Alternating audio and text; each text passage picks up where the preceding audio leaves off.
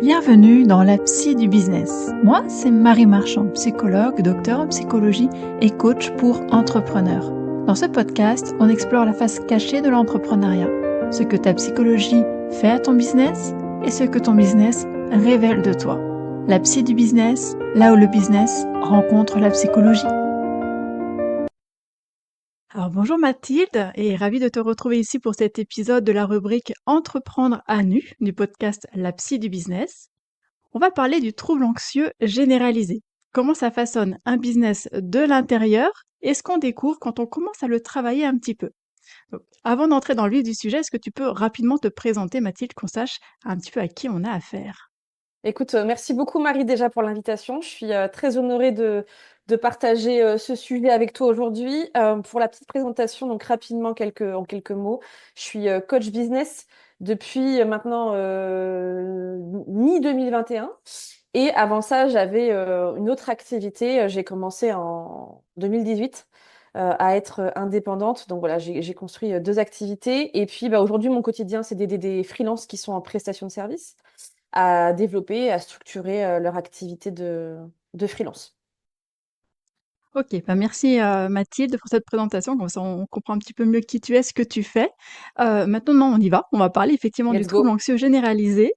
Est-ce que tu peux me décrire à quoi ressemblait à peu près une journée de travail avant que tu mettes un nom sur ce que tu vivais, avant le diagnostic là, Mhm. du trouble anxieux généralisé? À quoi ça ressemblait?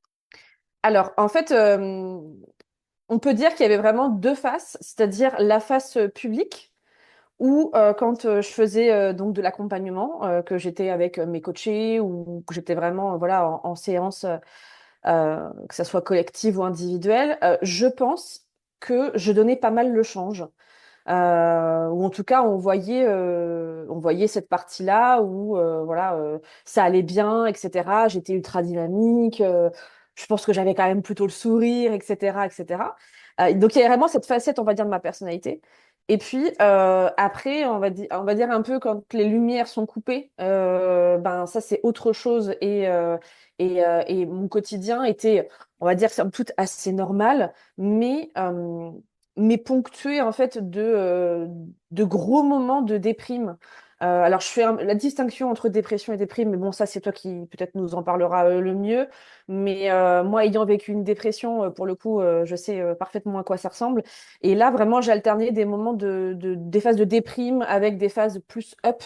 Euh, et c'était ça, en fait, mon quotidien. C'était quand même de la fatigue, à la fois physique et émotionnelle, mais qui durait dans le temps, qui se prolongeait.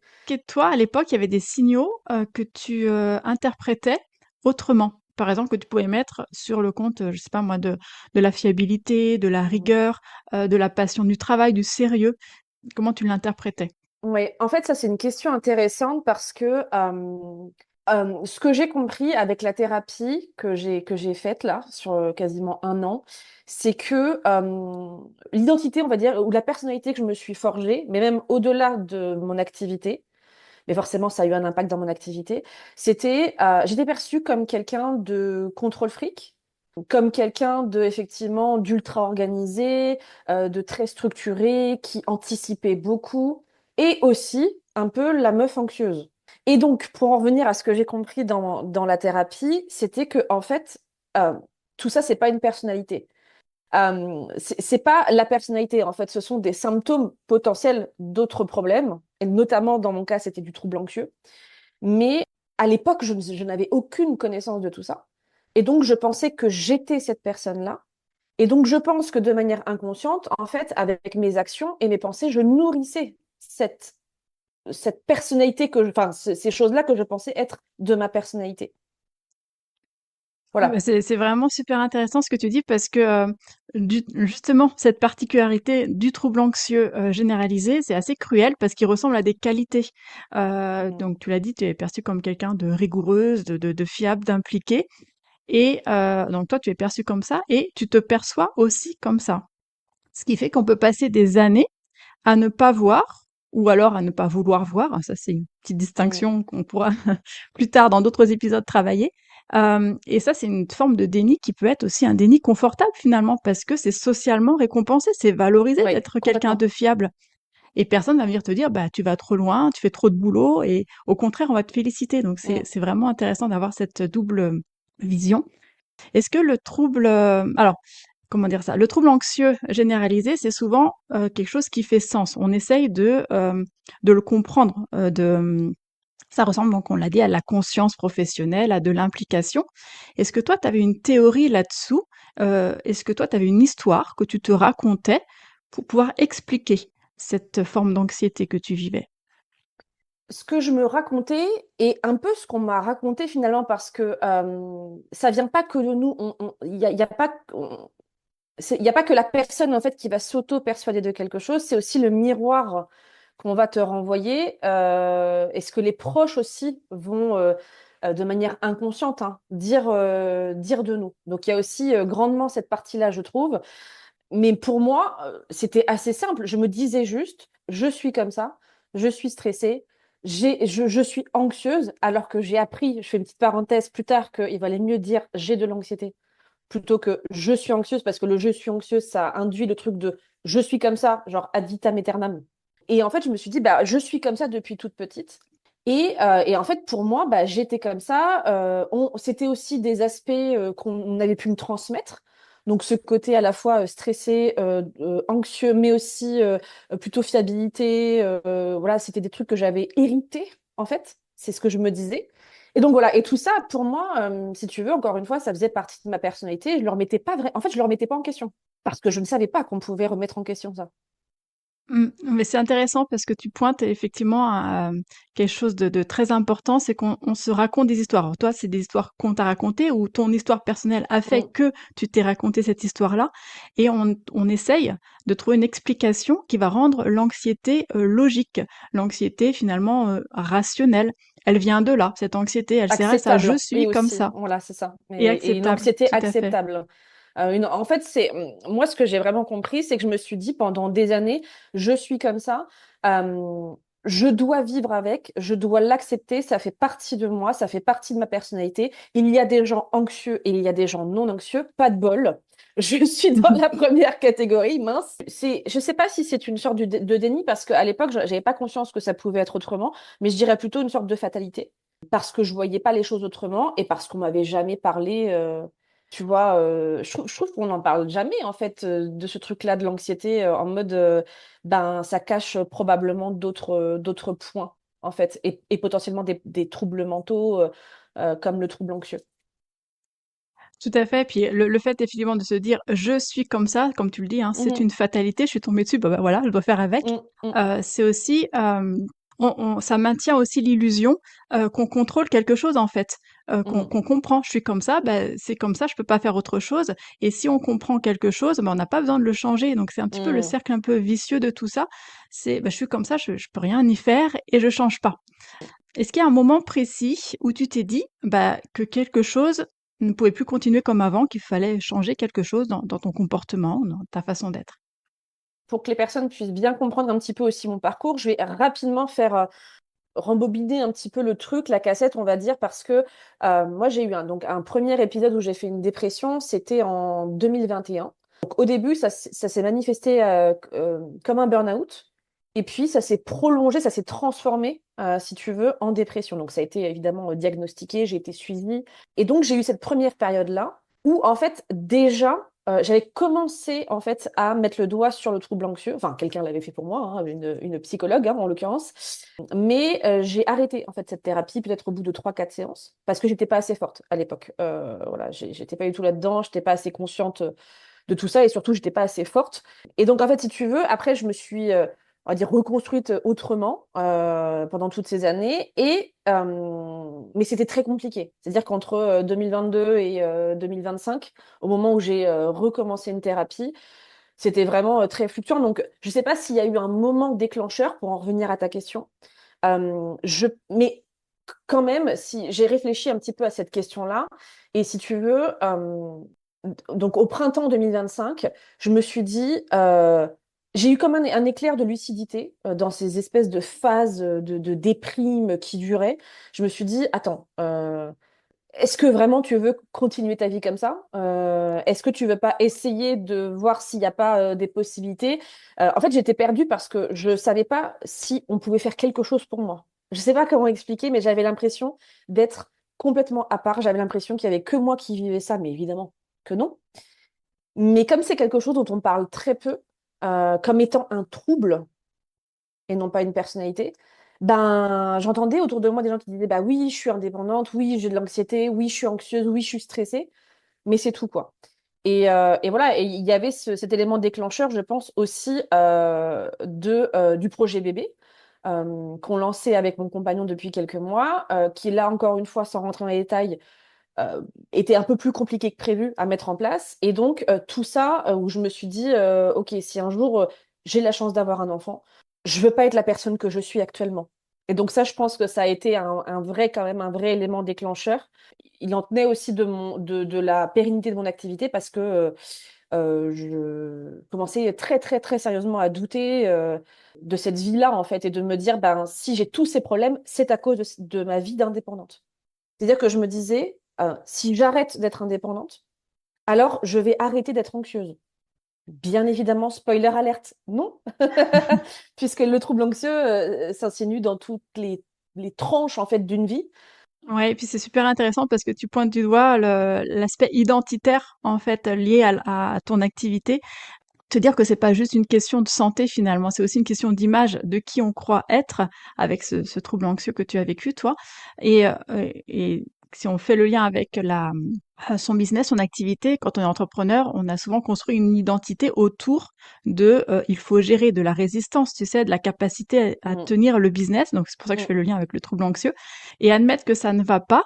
J'ai peut-être du mal à travailler mon activité, à résister, à tenir sur le long terme, puisque forcément mm, j'ai un trouble anxieux, donc c'est normal que ça impacte ton activité. Admettre que ça va pas, bah, ça va toucher aussi à ton identité. mm. Et c'est un petit peu se demander, bah, si je ne suis plus celle qui arrive à gérer le truc, bah, qui je suis finalement, à quoi je Complètement. sers entre guillemets. C'est dingue ce que Mm. tu dis, c'est exactement ce que j'ai vécu. Euh, du coup, ça me rappelle plusieurs choses. À ce moment-là, en fait, bon, plusieurs mois, hein, déjà même avant, je me posais un milliard de questions. Je me suis dit, mais donc du coup, si je suis comme ça veut dire que je ne suis pas assez forte, assez résiliente, je sais pas moi, assez courageuse, etc., etc., euh, pour continuer d'être indépendante. Peut-être que finalement, c'est la fin que pendant des années, j'ai été assez courageuse, assez forte. J'avais aussi beaucoup cette image-là, un peu tu sais, du camion destructeur. Enfin, c'est pas très joli à dire, mais tu vois, un peu genre la meuf qui rentre dans le truc et qui a pas peur voilà, d'enchaîner les heures. Enfin, et à ce moment-là, je me disais, bah, en fait, si je ne suis pas ça, si j'arrive plus, si je me pose autant de questions, ça veut dire que je suis plus bonne dans mon business et que je dois changer. Enfin, voilà, j'en étais vraiment à ce point-là. Et je regardais les offres d'emploi salarié, alors même que je n'ai jamais été salariée de ma vie. En fait, je n'arrivais pas à trouver de solution. Donc voilà, j'ai essayé de me dire, bah, si je suis comme ça, c'est à cause de mon statut d'indépendante, c'est à cause de cette vie-là qui ne me va plus. Et donc alors, il faut que je change. Et ça ira mieux. Mm. OK, merci beaucoup pour ces précisions parce que le lien est vraiment direct entre ton trouble que tu as vécu toi en tant que voilà, trouble anxieux et puis l'activité et ce que tu vivais dans ton activité et la Mhm, remise en cause entière de ton activité à cause, entre guillemets, de ton trouble anxieux. complètement. Alors même que Hem, j'adore mon métier en plus. C'est terrible. Est-ce qu'il y a des décisions que tu as prises ou alors que tu n'as pas prises, dont tu sais aujourd'hui qu'elles étaient peut-être pilotées par l'anxiété que tu vivais, plutôt que par des vraies réflexions, Mhm. business? C'est le moment où je vais dire que tout ça est un peu flou dans ma mémoire parce que ça remonte et qu'en fait, encore une fois, avec la thérapie que j'ai menée, j'ai compris que bah, le trouble anxieux, je l'ai depuis un paquet d'années. Je l'avais déjà quand j'ai commencé à me mettre à mon compte et que j'ai construit ma première activité, puis ma seconde activité. Donc oui, j'en suis sûre à 100% qu'il y a forcément des décisions soit que j'ai prise, soit que je n'ai pas prise. Et tu vois, sur des trucs un petit peu plus concrets, j'y ai réfléchi, et notamment sur le fait de repousser pendant 2 ans, du coup, le fait de sortir mon premier produit digital. Et pour moi, il n'y a pas de hasard hein, que j'ai lancé l'été 2025, alors que justement, j'avais déjà entamé cette thérapie. Et je sais je me suis lancée pleinement dans ce projet-là grâce à ces premiers mois de thérapie. parce que j'ai retrouvé de la confiance, etc. Et alors que j'avais l'idée depuis 2023. Mais par peur d'échouer, par peur de pas faire assez bien, par remise en question de moi-même, et je dirais par fatigue émotionnelle en fait globale, je l'ai pas fait. Je l'ai repoussé pendant très très longtemps plutôt. Alors, le trouble anxieux généralisé, souvent, dans ce trouble-là, il y a 2 mécanismes, qu'on retrouve, hein, dans notre manière de travailler quand on est entrepreneur. Il y a la procrastination, par paralysie. Du coup, je fais pas, parce que, bah, je ne sais pas faire, je suis anxieux. Voilà, tu me donnais l'exemple Mm, de ce mm, produit mm. digital que tu souhaitais lancer. Et puis il y a l'hyperactivité qu'on va, utiliser comme évitement. Est-ce que toi, tu te reconnais dans l'un ou l'autre ou dans les 2 de ces mécanismes? Bon, dans les deux, clairement. Je pense que j'ai alterné les deux dans toutes ces années-là. Là, on donnait l'exemple juste avant de la procrastination, clairement, d'un projet. Et puis, l'autre chose qui est plutôt de l'hyperactivité, oui, ça, je pense que je l'ai eu aussi, c'est-à-dire de me dire, bah voilà, mais de l'hyperactivité aussi sur des choses, en fait, qui comptait moins que d'autres choses dans le business. C'est-à-dire, tu vois, de me focus sur des trucs. Là, pareil, je suis désolée, j'ai pas d'exemple parce que franchement, ça commence un petit peu à remonter, du coup, tout ça. Mais j'étais focus sur des points qui, en termes de résultats et d'impact, étaient moins importants que de prendre des décisions, typiquement de lancer mon premier produit digital, alors même que je savais qu'il y avait de la demande. Donc vraiment, j'ai alterné entre ces deux phases-là, c'est-à-dire les projets les plus importants, en gros, si je dois résumer, les décisions les plus importantes, les projets les plus importants, il y en a pas mal que j'ai mis de côté. Et je faisais un peu d'hyperactivité sur des trucs qui étaient beaucoup moins importants. C'est intéressant et c'est pour ça que je fais ce lien-là parce que souvent, dans l'anxiété, on voit pas toujours toutes les choses, tous les points. On voit effectivement quelqu'un qui essaye de faire les choses bien, hein, qui est super fiable, impliqué, mais parfois aussi, il y a cette anxiété ressemble à quelqu'un qui fait tout. On est dans l'hyperactivité, Mhm. activité qui fait tout, tout le temps, sans pouvoir vraiment s'arrêter.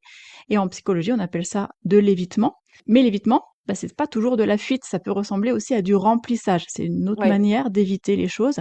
Va remplir le calendrier, on va remplir de projets, on va remplir de clients, parce que tant Mhm. qu'on est en mouvement, ben, on n'a pas à regarder vraiment ce qui fait peur, on n'a pas à creuser cette anxiété-là, et Mhm. l'hyperactivité va devenir un petit peu une façon comment dire, de jamais être rattrapé par soi-même, par ce qui fait peur. Complètement. Alors là, tu vois, quand tu l'expliques comme ça, il y a d'autres choses du coup qui me viennent en tête, c'est-à-dire que tout à l'heure, je te disais un petit peu, je te disais ce qu'on disait de moi. Mathilde, c'est dans mon entourage perso-pro, hein. Mathilde, c'est la fille contrôle fric, c'est la alors on disait pas que ça de moi, hein, d'accord, mais c'est la fille stressée, c'est la fille anxieuse, et aussi, mais Mathilde, elle est toujours hyperactive. Elle a toujours besoin de faire quelque chose. J'avais énormément de mal, et même plus que du mal, c'est-à-dire que je ne le faisais pas. Je n'arrivais pas à me poser. Moi, le vide, à cette époque-là, pendant des années, c'était mon horreur absolue. Typiquement, quand venait le moment de prendre des vacances, c'était horrible pour moi. Parce que je me disais, mais mon Dieu, mais qu'est-ce que je vais faire en fait de tout ce temps? Je remplissais mon temps, alors à l'époque, je remplissais énormément mon temps que d'activités professionnelles. Et donc voilà, et donc les moments de vide, que ça soit les moments de vide dans une journée, dans une semaine, tout particulièrement, et là je sais que je pense qu'il y a des gens qui vont bien comprendre ce que je veux dire, mais en soirée, avant d'aller se coucher, ça c'est pareil, c'est des moments qui sont extrêmement compliqués quand on souffre d'anxiété chronique et maladive, c'est abominable, voilà, clairement. Et oui, je remplissais, bien sûr. Aujourd'hui, je le comprends. Euh, c'est plus du tout ce que je fais maintenant, mais à l'époque, oui. Il y a une notion en psychologie qu'on appelle le comportement de sécurité. Alors j'aimerais qu'on y revienne avec toi avec des exemples concrets, peut-être si tu en as. C'est Mhm. les choses qu'on fait pour conjurer l'anxiété et qui paradoxalement vont renforcer cette anxiété. Est-ce que toi tu en vois ou tu en as vu dans ta façon de travailler qui Oui, te faisait dire je vais peut-être mettre l'anxiété sous le tapis, mais finalement ça revenait de plus belle, plus tard, plus fort. ça c'est juste fou parce que ce concept pardon, que tu évoques, pareil, hein, moi je n'avais aucune connaissance de tout ça, hein. Il faut bien comprendre que quand Moi, tout ça, c'est ma psy, en fait, hein, qui me l'a expliqué et qui m'a fait pointer, en fait, du doigt ces comportements-là sur lesquels j'ai dû bosser. Quand j'avais l'anxiété, parce qu'il faut comprendre que l'anxiété, c'est un mécanisme, en fait, très complexe qui se déroule en plusieurs étapes. Enfin, le trouble anxieux, du coup. En gros, très rapidement, il y a une pensée anxieuse qui va apparaître, voilà, qui va se dérouler avec un scénario. Et comme c'est émotionnellement et physiquement extrêmement désagréable, même plus que ça, hein, vraiment, là, les mots sont faibles, bah forcément, instinctivement, on cherche à reprendre le pouvoir là-dessus pour abaisser au maximum l'anxiété et ce que ça nous procure comme mal-être à la fois émotionnel et physique. C'est instinctif, c'est humain. Et donc oui, par ces comportements de sécurité, j'en avais un milliard, c'est-à-dire que comment ça pouvait se manifester, ça dépendait vraiment de la pensée anxieuse, mais typiquement, je pouvais quitter ce que j'étais en train de faire parce que ça me procurait trop d'anxiété, prendre mon chien, aller me balader. Alors là, quand je le dis comme ça, peut-être que les gens vont se dire, oui, bah, elle avait besoin de prendre l'air. J'ai compris, encore une fois, que en fait, c'était des comportements que je répétais, des espèces de rituels pour abaisser. Et quand on fait quelque chose pour se calmer, pour abaisser l'anxiété et que ça devient rituel et chronique, bah là, on sait qu'effectivement, c'est le trouble anxieux qui parle. Je pouvais passer 3 heures sur une tâche alors qu'en réalité, ça aurait dû me prendre que 30 ou 45 minutes. Je pouvais demander de la survalidation. Typiquement, moi, là où l'anxiété se manifestait de manière extrêmement forte, c'était pendant mes lancements. Et alors là, c'était l'apocalypse. Vraiment, mais plus ça allait, plus mais je m'en rendais malade. Mais vraiment, je pense qu'on peut pas se rendre compte à quel point je m'en rendais malade. Et c'était horrible pour moi à vivre. Et là, je faisais 1 milliard de validations. Voilà, quand ça se passait pas comme je voulais. Je faisais 1 milliard de scénarios. Et c'était surtout sur des scénarios catastrophes, quoi. Et donc, je suranticipais les choses, alors même que les problèmes, entre guillemets, que j'imaginais n'étaient absolument pas arrivés. Et là, encore une fois, là, on sait que c'est du trouble anxieux quand on l'a compris et quand on l'a déconstruit. Mais à l'époque, pour moi, je savais pas tout ça. Ouais, c'est vraiment un des pièges les plus difficiles à gérer du trouble anxieux parce qu'on va développer, comme tu dis, des stratégies Mm. pour se sentir mieux. Et ces Oui, stratégies vont nous maintenir exactement dans ce qu'on oui, essaye de se débarrasser, de l'anxiété. exactement. Donc, tu as donné quelques exemples à la promenade de ton chien ou alors suranticiper avec plein de plans de toutes les lettres de Oui, l'alphabet. Concrètement, on va pouvoir vérifier plein de fois quelque chose avant d'envoyer, je sais pas moi, un devis ou une mm, facture pour calmer l'anxiété du moment. Et sauf qu'en vérifiant plusieurs choses, plusieurs fois, on va envoyer un message à notre cerveau. Par exemple, bah, ce devis peut-être était dangereux ou la vérification était vraiment nécessaire.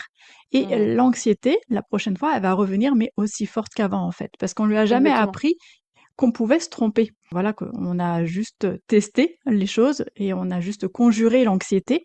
Mais le fait de conjurer l'anxiété, bah, ça la guérit pas vraiment. Ça entretient, mine de rien, l'anxiété. Ça, on s'en rend pas compte, hein. Tant qu'on n'a pas fait Complètement. effectivement ce travail, on s'en rend pas compte. Ça fait du bien sur le moment, mais plus tard, on se rend compte qu'on l'entretient. Mm. Oui, je tiens juste à ajouter une petite précision, on va dire un peu une métaphore, si ça peut aider les gens à comprendre. En tout cas, moi, c'est ma vision des choses et c'est comme ça que je me l'explique et que je l'explique un peu autour de moi. Imaginez-vous de la drogue. En fait, c'est exactement ça, ces comportements de sécurité. C'est-à-dire que c'est comme si j'étais en manque de drogue dans ces moments-là et que du coup, j'étais en manque du coup, et donc j'allais chercher mes calmants, ma drogue. Et voilà, pour la métaphore, en fait, cette drogue, ce sont des comportements que je pouvais avoir, soit des comportements moteurs, soit des discours internes que je pouvais me répéter. Et complètement, comme tu le dis, ça calme sur le moment, mais ça ne fait qu'entretenir. Et moi, ça, je ne le savais pas du tout. Et c'est très important à comprendre, en fait, parce qu'on se dit, oui, on répète ces choses-là, ça nous apaise, etc. Mais en réalité, ça ne fait qu'entretenir des croyances du cerveau et ça ne fait que renforcer d'autant plus tout le mécanisme du trouble anxieux. Après, il faut se désintoxiquer et c'est très difficile, mais possible, Mais possible, voilà, je retiens effectivement ce mais possible. absolument. Toi, donc, tu as entrepris une thérapie pour te débarrasser, je sais pas si le mot est juste, hein, pour atténuer ce Mhm, trouble anxieux. mhm. Qu'est-ce qui t'a peut-être le plus surpris dans cette thérapie? Qu'est-ce que tu as vécu, que tu n'as peut-être pas forcément vu venir dans cette thérapie? Et quand j'en parle, en fait, moi, je dis carrément que ça a changé ma vie et je pèse vraiment mes mots. Quand je vois qui je suis aujourd'hui, VS qui j'étais il y a 1 an, on va dire, en mars 2025, Ça n'a vraiment plus rien à voir. Donc, si tu veux, tout m'a surprise dans cette thérapie. C'est-à-dire que quand j'ai commencé cette thérapie, j'en attendais rien. C'était neutre. En fait, je me suis dit, il faut que, ça apparaît peut-être un peu fort hein, pour les gens, mais il faut que quelque chose ou quelqu'un me sauve de l'état dans lequel je suis. Mais voilà, j'en attends rien en fait, parce que je sais pas ce que j'ai, je sais pas si c'est guérissable. Et donc, tout m'a surprise, c'est-à-dire que je me suis dit, et ce qui m'a le plus surprise et que j'ai commencé à évoquer tout à l'heure, c'était quand ma psy m'a dit, mais Mathilde, ce n'est pas ta personnalité. Voilà. Ça m'a le plus, ça m'a, ça m'a vraiment retourné le cerveau, comme on dit. Ça m'a allumé une lumière où je me suis dit, alors attends, du coup, si je ne suis pas cette personne-là, si je ne suis pas cette personnalité, c'est trop bien. Ça veut dire que je suis pas obligée de vivre comme ça toute ma vie. Mais très rapidement, je me suis dit, oh my God, mais du coup, qui je suis? Mais ça m'a beaucoup surprise. Deuxième chose, moi qui m'a vraiment surprise, c'est, je vais vraiment parler pour moi, bien évidemment, à quel point ça a fonctionné pour moi. Alors que je pensais être un peu une cause perdue, parce que mon anxiété, enfin mon trouble anxieux était extrêmement élevé quand j'ai commencé la thérapie. Et quand elle a commencé à me dire, bah, il va falloir enlever tel comportement, il va falloir repenser tel discours. En gros, je refais un peu la métaphore de il va falloir enlever une dose de drogue et une deuxième, etc., etc. Je me suis dit, mais ça ne va jamais fonctionner, je ne vais pas y arriver. Je suis pas assez fort, je vais pas y arriver. Et en fait, si. J'avais du mal à comprendre le mécanisme de retirer des choses. Je me suis dit, mais si je retire des choses, mon anxiété, elle va faire fois 20. Oui, elle fait fois 20, mais sur un moment très court.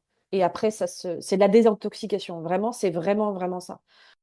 Il y a quelque chose de paradoxal que souvent les patients vivent en fin de thérapie, parce qu'on perd un espace de sécurité, qui est la thérapie, au moment où on en a le moins besoin, hein, quand le thérapeute dit: «Bah, c'est bon, c'est Mhm. terminé, le travail est terminé». Comment tu as vécu cette transition? Cette phase de, bah, il faut arrêter la thérapie, quoi? Bah, en fait, alors là, c'est en cours. Donc, moi, j'ai pas terminé la thérapie, mais on est sur la fin. Donc, voilà, ça, je l'ai appris il y a une dizaine de jours, hein, quand j'ai fait ma dernière séance avec ma psy. Et quand elle m'a dit, il y a une dizaine de jours, ma psy, bah voilà, je lui dis, en fait, c'est quoi la suite, là? Comment ça va se passer? Vu que je me sens de mieux en mieux, que vraiment, ça va beaucoup mieux dans ma vie. Elle me dit, bah là, on est en fin de parcours, et donc, on va espacer les séances. Et du coup, ça ne m'a généré aucune anxiété. Je le vis très très bien. Pourquoi? Pour deux raisons. Première raison, parce que je me sens largement outillée aujourd'hui dans ça, en sachant que le trouble anxieux, c'est un trouble chronique. On ne guérit pas véritablement d'un trouble anxieux.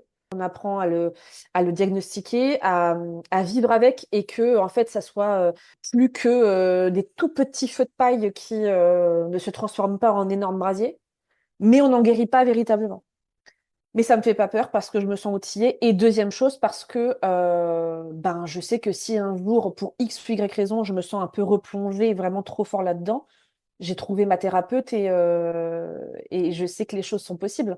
Et puis j'ai beaucoup appris sur l'incertitude. Donc du coup, j'arrive à mieux accepter la certitude parce que c'est tout le truc du trouble anxieux, hein. C'est vraiment Mmh. qu'on ne supporte pas l'incertitude. Et aujourd'hui, ça va beaucoup mieux avec ça, donc du coup, ça va mieux. Ouais, tout à fait, tu le dis, hein, précisément, c'est, cette intolérance à Ouais, l'incertitude, hein, c'est le nœud du trouble anxieux. exactement. Et ça peut être vraiment épuisant, ça te consomme énormément d'énergie pour les personnes qui vivent de ce type de Mm, trouble. Parce que l'intolérance aussi à l'incertitude, on l'a dit, hein, c'est le moteur central du trouble anxieux. Et c'est pas l'anxiété en elle-même qui va poser problème, c'est l'incapacité, on va dire, à rester dans l'incertitude oui, sans que ça devienne insupportable. Et oui. en thérapie, donc là j'ai compris que tu as fait une TCC, c'est très bien, puisque c'est une thérapie qui travaille vraiment bien ce type de trouble. Une grande partie du travail va consister à s'exposer petit à petit à Absolument. cette incertitude, à Mhm. rester dans je ne sais pas, sans chercher forcément à résoudre le problème de je ne sais pas. Et ce qui est vraiment fascinant, c'est que bon, chez les entrepreneurs qui font ce travail de déconstruction, il y a quelque chose qui se passe, c'est le fait à gérer, à agir, en fait, à gérer avec cette incertitude, à agir malgré l'incertitude. Elles vont pas nier l'inconfort, ce qui était le cas lorsqu'il y avait un trouble anxieux. Là, elles vont apprendre à vivre avec cet inconfort, avec cette incertitude. Oui, c'est fou. Et je rajouterais juste, en fait, ce qui a été très compliqué pour moi au début, c'est que j'ai l'impression que d'être indépendant, ça n'est que de l'incertitude. Même si on structure une activité, on ne sait pas véritablement comment ça va se passer dans 3 mois, même si on a des plans. En fait, c'est très compliqué pour quelqu'un qui a un trouble anxieux d'être indépendant. Enfin, en tout cas, voilà, encore une fois, là, je parle Mmh. pour moi et je ne veux pas faire des grandes généralités, mais je trouve que c'est hyper difficile parce que d'un côté, notre statut fait qu'on doit faire des projections, on doit quand même avoir une vision, avoir des sortes de plans, mais quand on souffre d'un trouble anxieux, c'est hyper difficile parce qu'on ne supporte pas l'incertitude. Et donc, on ne cherche justement qu'à faire un maximum de plans et à renforcer tout ce côté vision, planification, ultra structuration, et pour se protéger de ça. Donc, j'ai dû apprendre à dealer avec ces deux choses-là bah oui, ce statut-là nécessite beaucoup plus de vision, de planification, peut-être que quand on est salarié. Voilà, là, j'ai mis une hypothèse, j'en sais rien, mais potentiellement. Oui, l'inquiétude, enfin pas l'inquiétude, mais l'incertitude, ça fait partie de cette vie-là. Et il va falloir que j'apprenne aujourd'hui à équilibrer ça, en fait. Aujourd'hui, est-ce que tu t'identifies comme, une entrepreneuse anxieuse ou est-ce que cette étiquette a changé de sens pour toi? Si on Alors, pas parle du tout. d'identité. Ouais, ouais, ouais. Non, non, je me considère pas du tout comme une entrepreneuse anxieuse parce que justement, j'y reviens. Moi, dès lors qu'on m'a dit, ben, être anxieuse n'est pas une personnalité, moi, j'ai dit d'accord, hein, du coup. Ça me va très bien. C'est-à-dire que j'ai compris que, en fait, je souffrais d'un trouble anxieux et donc, c'est un trouble que l'on peut, comment je pourrais dire ça, apprivoiser, on va dire, appréhender, travailler. Et donc, dans ce cas-là, je ne veux absolument plus jamais me décrire comme ça. Non, là, pour répondre un peu à ta question, je pense que je suis je sais pas, peut-être reconstruction un petit peu d'identité, du coup, en Mmh. recherche de si je ne suis pas ça, alors, comment je vais être. Donc, j'ai pas la réponse de qui je suis exactement, mais c'est en cours de reconstruction, du coup. Ouais, c'est vraiment intéressant ce que Mm, tu dis parce que ça montre que, l'étiquette aussi a fait son travail. Elle t'a permis, au départ, de nommer les choses, de comprendre, de travailler cette étiquette «Je suis anxieuse», c'est d'où tu es parti en début de thérapie, mm, que tu as mm. appris à déconstruire et maintenant cette étiquette, elle est peut-être un petit peu trop petite pour toi et c'est souvent comme ça que ça se passe, hein, les étiquettes sont des outils. Mais c'est pas des identités, tu l'as bien dit et Mm. c'est important, je le ressouligne ici pour les personnes qui nous Absolument, écoutent, oui. ce ne sont pas des identités, on s'en sert à des moments donnés de notre vie, puis ensuite, ces outils-là, on les pose pour reconstruire autre chose. Alors, qu'est-ce que tu voudrais dire si quelqu'un qui t'écoute dans cet épisode peut se reconnaître dans ce que tu décris? Mhm. Est-ce que tu voudrais faire passer un message? Qu'est-ce que tu voudrais qu'ils retiennent de tout ça? Je voudrais dire aux gens qui se reconnaissent un peu dans mon parcours, dans mon discours et dans ce que j'ai pu ressentir et vivre, que du coup, potentiellement, vous souffrez d'un trouble anxieux. Peut-être pas, hein. Il y a des gens qui vont nous écouter qui n'ont pas ça, c'est peut-être autre chose, mais et donc potentiellement c'est ça. Et donc c'est un vrai message d'espoir en fait que j'ai juste envie de transmettre en mode j'ai envie de prendre ces gens-là vraiment par la main, de les emmener en face d'un thérapeute qui connaît ce trouble, qui puisse poser un diagnostic ou pas du coup, mais au moins en fait avoir des réponses parce que je sais à quel point c'est dur de vivre dans un état très compliqué mais sans réponse. Franchement, ça coûte pas grand-chose de faire une session au moins avec quelqu'un dont c'est le métier pour qu'il puisse, j'allais dire valider, invalider, peut-être vous orienter vers autre chose, mais au moins que vous sortiez en fait de cet état. Merci beaucoup, Mathilde, d'avoir accepté de te mettre à nu dans cet espace. Donc ce que Mathilde vient de partager, c'est un petit peu le récit aussi de quelqu'un qui a appris à se connaître vraiment Mhm. au-delà de l'identité que tu t'étais, pardon, forgée depuis une trentaine d'années autour de cette anxiété, qui a eu le courage de regarder aussi ce que son business disait d'elle, de comment tu avançais avec ton business malgré cette anxiété, ce trouble anxieux. Moi, ce qui me touche dans ton parcours, c'est que tu n'as pas vu l'anxiété comme vraiment un ennemi à combattre. C'était plutôt comme un signal, peut-être un signal mal interprété pendant longtemps, un signal qui ressemblait peut-être à de la rigueur, à de la performance, à de l'implication, à de la force, au truc qu'il faut gérer, je suis fiable. Et le travail thérapeutique, c'était pas de déconstruire ce signal, c'était d'apprendre déjà à l'écouter, l'écouter autrement, ce que signifiait ce signal pour toi Donc, si d'autres personnes se sont reconnues effectivement dans ce que tu as pu décrire, Mathilde, aujourd'hui, dans cette façon peut-être de tout vérifier, de tout anticiper, de ne jamais vraiment poser les larmes aussi, jamais, les armes, oh là là, pardon, de ne Oui, jamais mais vraiment poser, lapsus révélateur, mine de rien. tout à fait, de jamais vraiment poser les armes, de pas retenir une chose. Donc, c'est pas, on l'a compris, ce n'est pas une identité, ce n'est pas une fatalité non plus, c'est un Mhm. mode de fonctionnement. Ok. Et comme tout mode de fonctionnement, ben, ça se travaille. Mhm. Et c'est toujours par là que ça commence. Si tu veux aller plus loin, abonne-toi et laisse un avis. Tu peux aussi me retrouver sur Instagram pour continuer la conversation. La psy du business, là où le business rencontre la psychologie. À très vite.